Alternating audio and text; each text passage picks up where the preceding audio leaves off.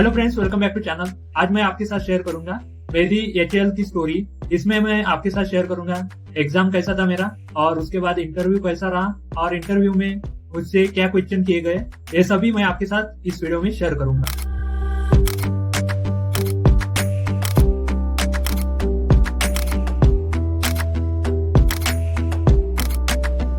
तो मेरा एचएलडीटी का जो एग्जाम था वो था 9 सितंबर को। तो मैं 8 सितंबर को यहाँ से अमरावती से ठाणे के लिए रवाना हुआ। तो ठाणे में मेरा एक कौन सा तो भी पार्क है, वहां पर मेरा एग्जाम था, पास में ही था, और 8:30 AM का रिपोर्टिंग टाइम था।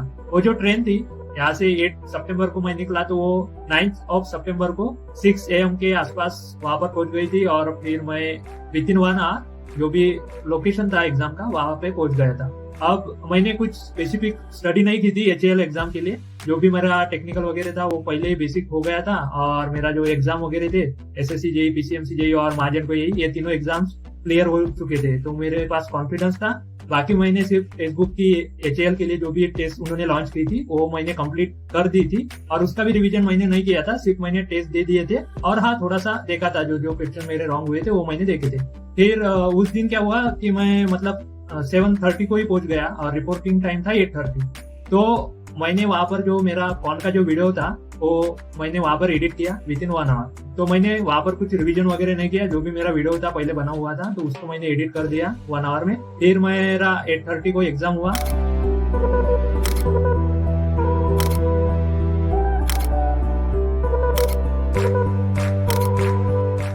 तो आप देखेंगे कि एग्जाम की लेवल क्या थी। तो बेसिकली इस एग्जाम में 3 सेक्शंस थे, general awareness, English and reasoning दोनों मिक्स, और एक थर्ड जो था वो था टेक्निकल।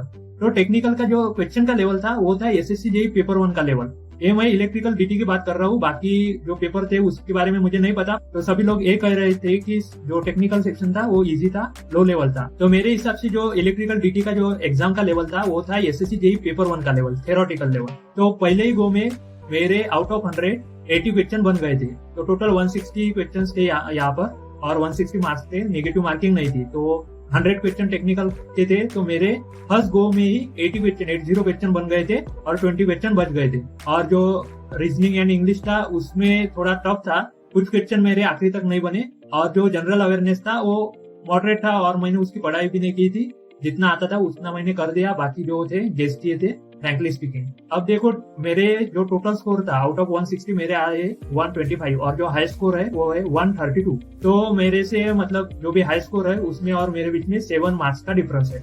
टोटल मेरे 35 मार्क्स कम आए हैं, मतलब मेरा टोटल स्कोर आया है 125 आउट ऑफ 160। तो 35 मार्क्स कम है। तो मे भी टेक्निकल के 20 क्वेश्चन रॉन्ग हुए होंगे, और जो बाकी 15 है वो जनरल अवेयरनेस और रीजनिंग एंड इंग्लिश, ये दोनों सेक्शन जो थे मिक्स वाले, इनमें से कट हुए होंगे 15 मार्क्स और 20 मार्क्स टेक्निकल में। ऐसे मिला के 35 मार्क्स मेरे रॉन्ग हो गए या फिर मुझे नहीं मिले। तो आपको ऐसे अज्यूम करके नहीं जाना है कि जब भी कोई पीएसयू एग्जाम ले रहा है तो उसकी जो लेवल है वो गेट लेवल की होगी। तो यहाँ पर एग्जाम की लेवल एसएससी जेई पेपर 1 की लेवल थी। सभी थेरोटिकल क्वेश्चन थे, कुछ क्वेश्चन थे और कुछ क्वेश्चन मैथमेटिक्स से भी आए थे, पर वो इजी थे। और मे बी अगर आप सिर्फ गेट की प्रिपरेशन करके जाएंगे वहां पर तो वो थेरोटिकल क्वेश्चंस आपके नहीं बनाएंगे, और इससे आपका जो मे बी एग्जाम क्रैक नहीं होगा। पर जिन लोगों ने जेई और एई का प्रिपरेशन किया है उनके लिए ये एग्जाम बेस्ट था। और मे बी तो जो भी स्टूडेंट जेई और एई की प्रिपरेशन कर रहे थे तो वही लोग मैक्सिमम इस जो पेपर था इसको क्लियर कर पाए होंगे। तो मेरा आउट ऑफ 160 125 स्कोर आ गया।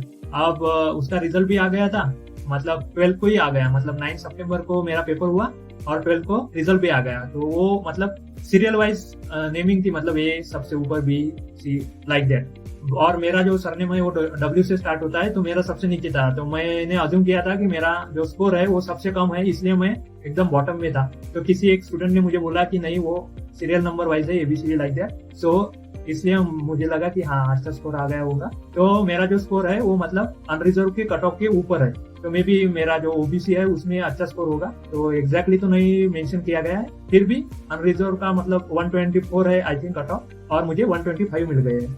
और बट मेरी जो कैटेगरी है ओबीसी एनसीएल है। तो देखते हैं अब क्या होता है। तो ये हो गई एग्जाम के मार्क्स पैटर्न और उसकी एग्जाम की लेवल। तो मैं आपसे यही कहता हूँ कि जो भी वनडे एग्जाम है, गेट और ईएससी छोड़ के जो भी एग्जाम होते हैं मैक्सिमम, उनकी लेवल यही जेई लेवल ही रहती है। मतलब उसमें थेरोटिकल क्वेश्चंस आएंगे और न्यूमेरिकल भी आएंगे, तो वो मॉडरेट या फिर इजी लेवल के आएंगे, फॉर्मूला बेस आएंगे।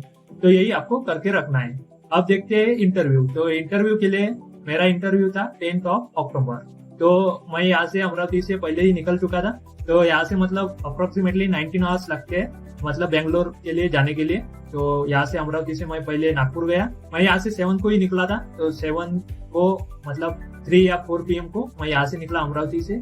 फिर मैं नागपुर को पहुंचा 7 को ही। फिर उसके बाद नागपुर में रुका मैं रिटायरिंग रूम में। फिर दूसरे दिन मेरे 9:30 के आसपास बेंगलोर के लिए ट्रेन थी, क्योंकि वो अर्ली मॉर्निंग थी और यहाँ से भी मुझे 3 to 4 आवर्स लगते हैं जाने के लिए। तो मैंने सोचा कि मतलब सुबह मतलब 4 बजे उठना, फिर उसके बाद ट्रेन के लिए जाना तो थोड़ा मतलब इजी नहीं होता, इसलिए मैं पहले ही चला गया। मतलब 7 को इवनिंग को यहाँ से निकला, फिर नागपुर को पहुंचा 7 अक्टूबर को ही। फिर उसके बाद वहां पर रिटायरिंग रूम था, वहां पर मैं रुका। उसके बाद 8 अक्टूबर को मैं 9:30 को नागपुर से निकला बेंगलोर के लिए। तो अप्रोक्सीमेटली 90 आवर्स लगते हैं। तो मैं दूसरे दिन सुबह 6 बजे मतलब 9th अक्टूबर को सुबह 6 बजे बेंगलोर के रेलवे स्टेशन पर पहुंच गया। अब वहां पर रिटायरिंग रूम अवेलेबल थी, बट मुझे मतलब ऑनलाइन दिखी नहीं थी वो रिटायरिंग रूम। तो मैंने वहां पर जाके बुकिंग कर ली थी। तो बुकिंग किया, फिर वो जो मतलब 24 आवर्स के लिए मैंने उस वहां पर भी रिटायरिंग रूम बुकिंग की और मैं वहां पर रुका।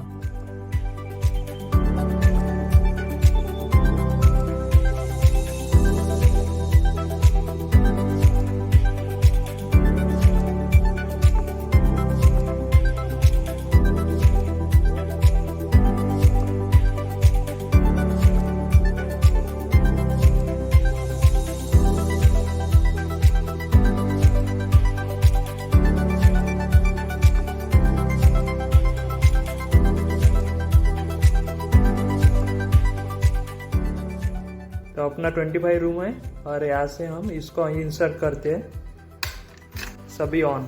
तो ये है बेंगलोर का रिटायरिंग रूम। तो ये मैंने सुबह ही बुक किया, अब 8:30 बज चुके हैं। यहाँ पर टीवी आप देख सकते हो, लगेज वगैरह यहाँ पर रखा हुआ है। ये 2 बेड है। अरे यार टीवी चालू हो गया। और यहाँ पर आप देख सकते हो बाथरूम है। तो वहाँ पर बुक्स वगैरह सभी रख दिया है मैंने और लगेज यहाँ पर रख दिया। ये डॉक्यूमेंट्स है हमारे, ये मेरी बैग है जिसमें डॉक्यूमेंट्स आए हैं। और ये है LED।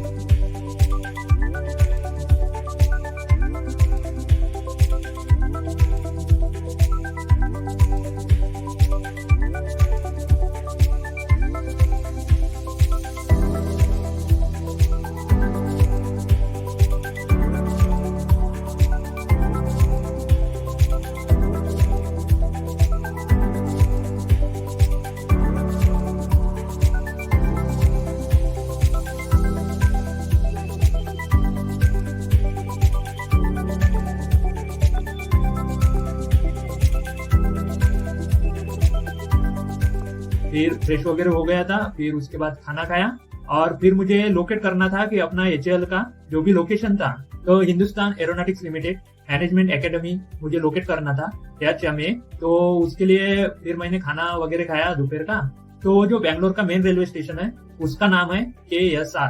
लॉन्ग फॉर्म आप अपने स्क्रीन पर देख पा रहे होंगे, तो शॉर्ट फॉर्म में मैं आपको बता रहा हूँ। KSR मेन रेलवे स्टेशन है वहां पर। और उसके बाद तो फिर मैंने वहां पर मेट्रो अवेलेबल थी उस स्टेशन पर, KSR रेलवे स्टेशन पर। तो उस मेट्रो पर जाना है आपको। और वहां पर मैंने KR पुरा ऐसा एक स्टेशन है, तो KR पुरा में K और R इसका भी एक लॉन्ग फॉर्म है, वो आपके स्क्रीन पर आपको दिख रहा होगा। फिर वहां से KR पुरा मेट्रो स्टेशन से वहां से आपको जाना है कार्तिक नगर। तो KR पुरा से आपको मतलब जैसे आप एग्जिट लोगे, आपके फ्रंट साइड में ही सिटी बस रहती है। तो वहां पर आपको एक बार पूछ लेना है कि ये कार्तिक नगर जाती है। तो वहां पर आपको कंफर्म कर लेना है कि ये कार्तिक नगर जाती है कि नहीं है। जो फाइनल डेस्टिनेशन का जो स्टॉप है वहां पर, वो आपके स्क्रीन पर आपको दिख रहा होगा। तो वहां पर जाना है तो आपको उन कंडक्टर से बोलना है कि मुझे कार्तिक नगर उतरना है। तो वो जाएगा तो आपको लेफ्ट साइड में उतर रहेगा।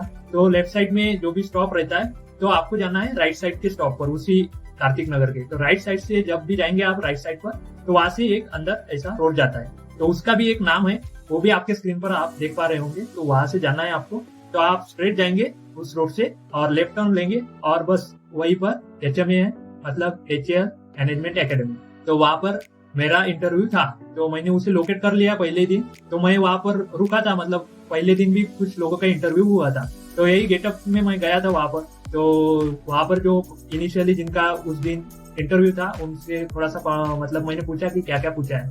फिर वो पूछने के बाद मैं रिटर्न आ गया था। फिर रिटर्न आने के बाद रात का खाना वगैरह खाया था, मतलब अब ये 9 की बात कर रही है। तो खाना खाया और सो गया। अब दूसरे दिन मेरा रिपोर्टिंग टाइम था 8:30 AM। तो फिर से मैं 6 बजे उठा। तो 9 अक्टूबर को मैं रिटायरिंग रूम पर था, तो मैं सो गया। फिर 10 अक्टूबर मेरा 8:30 को रिपोर्टिंग टाइम था इंटरव्यू के लिए HMA में।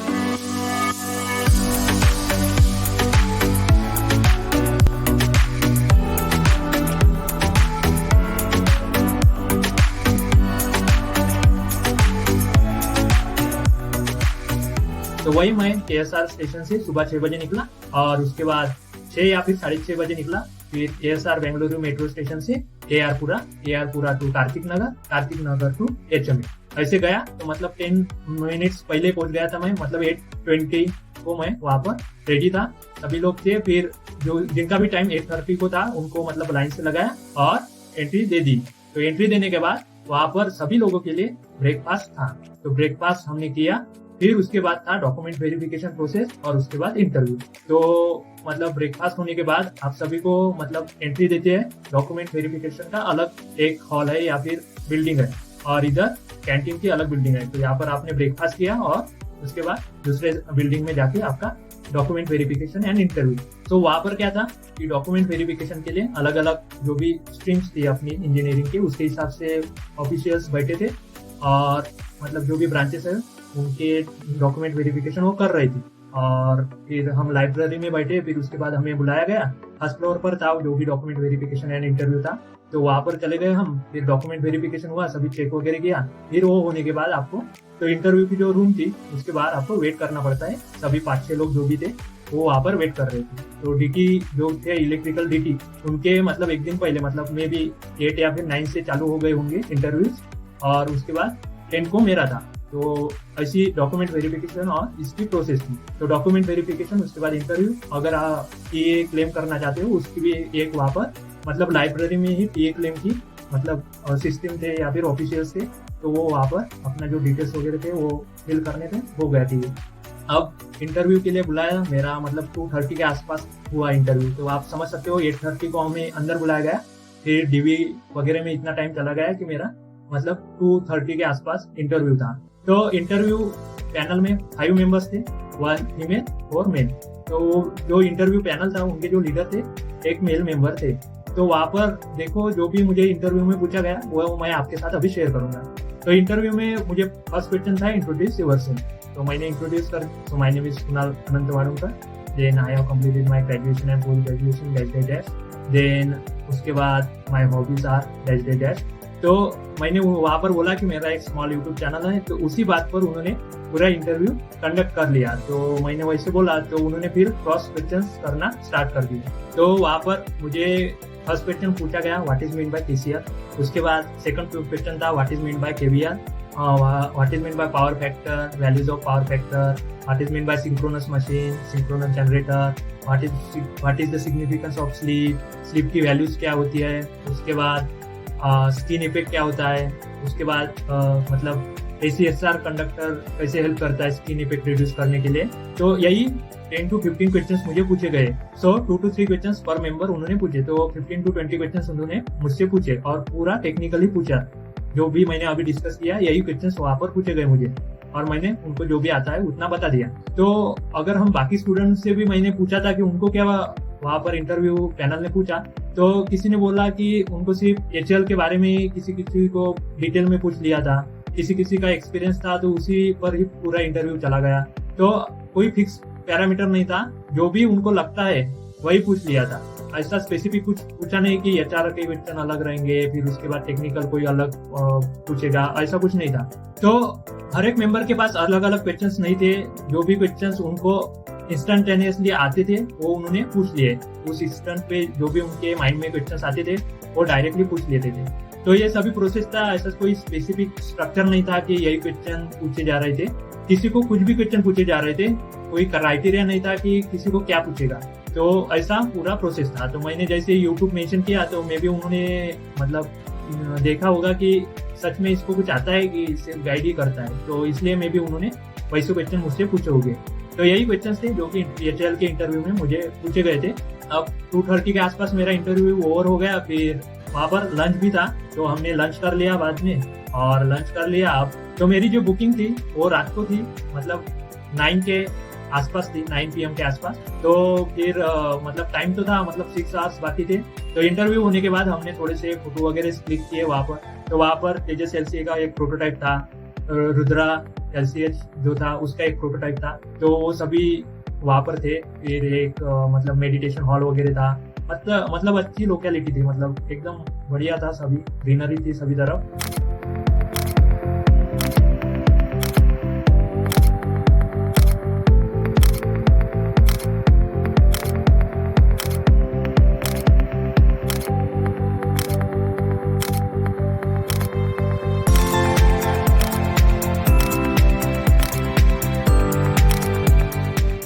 तो हम थोड़े से घूमे, मेरे साथ एक यूपी का मैकेनिकल का स्टूडेंट था, तो हम वहाँ पर थोड़े से घूमे वगैरह। तो वहाँ पर हमें मतलब एक और स्टूडेंट मिला, जैसे हम पहले दिन जाकर पूछे वैसे कुछ लोग उस दिन आए थे जिनका नेक्स्ट डे इंटरव्यू था। तो वो भी हमें पूछ रहे थे कि कैसा हुआ इंटरव्यू, तो उनको बताया वगैरह, थोड़ा सा डिस्कस वगैरह किया, थोड़ा जो कैंपस था वो भी घुमा। फिर उसके बाद हम रिटर्न आए कार्तिक नगर।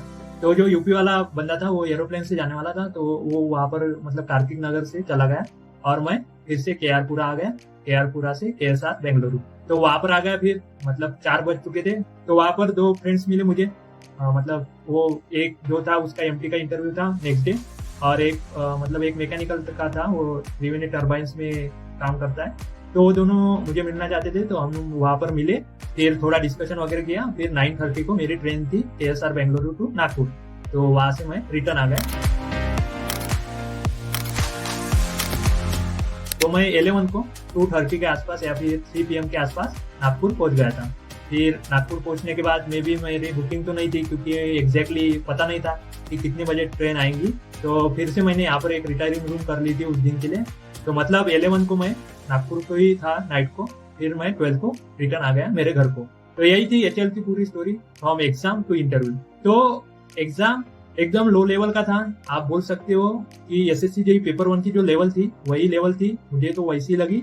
मतलब एकदम थ्योरेटिकल क्वेश्चन थे, और जो इंटरव्यू था वो कुछ स्पेसिफिक क्वेश्चन नहीं थे कि हर एक मेंबर अलग अलग स्पेसिफिक पोर्शन पर आपको क्वेश्चन पूछेंगे, ऐसा कुछ नहीं था। वो जो भी मतलब आप इंट्रोडक्शन दे रहे थे उसके बेसिस पर जो भी उनके माइंड में उस इंस्टेंट पे जो भी क्वेश्चन आ रहे थे वो आपको पूछ रहे थे, और वो क्वेश्चन कैरी फॉरवर्ड हो रहे थे हर एक मेंबर के पास 2 to 3 क्वेश्चन, और वो वैसे वैसे पूछ रहे थे, तो आपको उनका आंसर देना था। तो मैं 12 को सुबह 11 बजे घर को आ गया था मेरे, और यही थी मेरी स्टोरी HL की।